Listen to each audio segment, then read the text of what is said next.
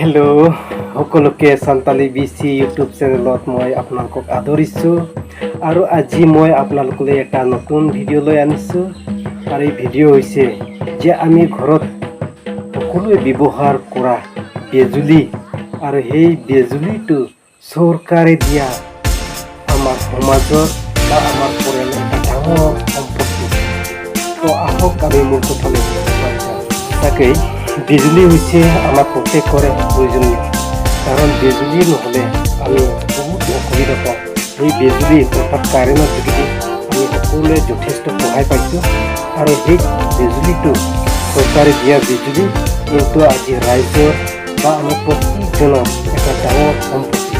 কিন্তু আমি সেই সম্পত্তিটো আমি কেনেকৈ ব্যৱহাৰ কৰিছোঁ, আপোনালোকে যিটো মোৰ স্ক্ৰীণত চাই আছে যে কেনেকুৱা অৱস্থাত আজি সেই বিজুলী তাৰ যিটো পোষ্ট খুঁটাৰ পৰা সৰি পৰিছে, ক্লেমৰ পৰা সৰি পৰিছে, আজি এমাহ ধৰি হ'ল সাধাৰণ বাঁহৰ খুঁটাৰে উঠাই থোৱা হৈছে। আজি ৰাইজৰ নিজৰ সম্পত্তি বুলি নয়, আজি ৰাইজে নিজৰ সম্পত্তি বুলি কোনেও মেৰামতি কৰিবলৈ ইচ্ছা কৰা নাই, কোনেও মেৰামতি কৰা নাই।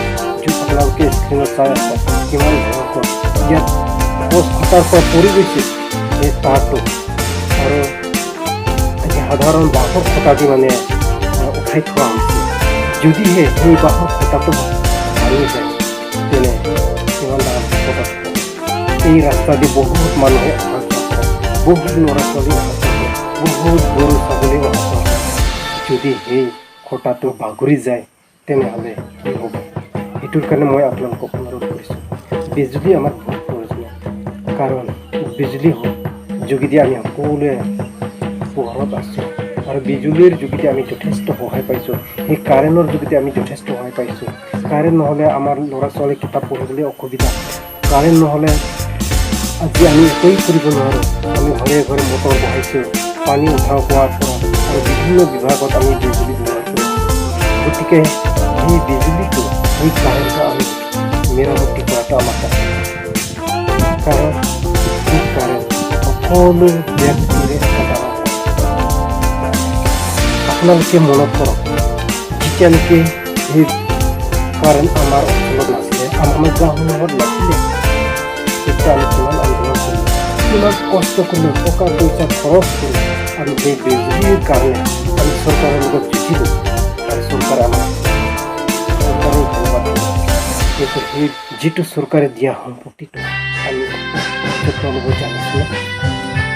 এদিন যদি কাৰেণ্ট নোহোৱা হৈ যায়, আন্ধাৰ হয়, তেনে আমাৰ কিমান হাহাকাৰ।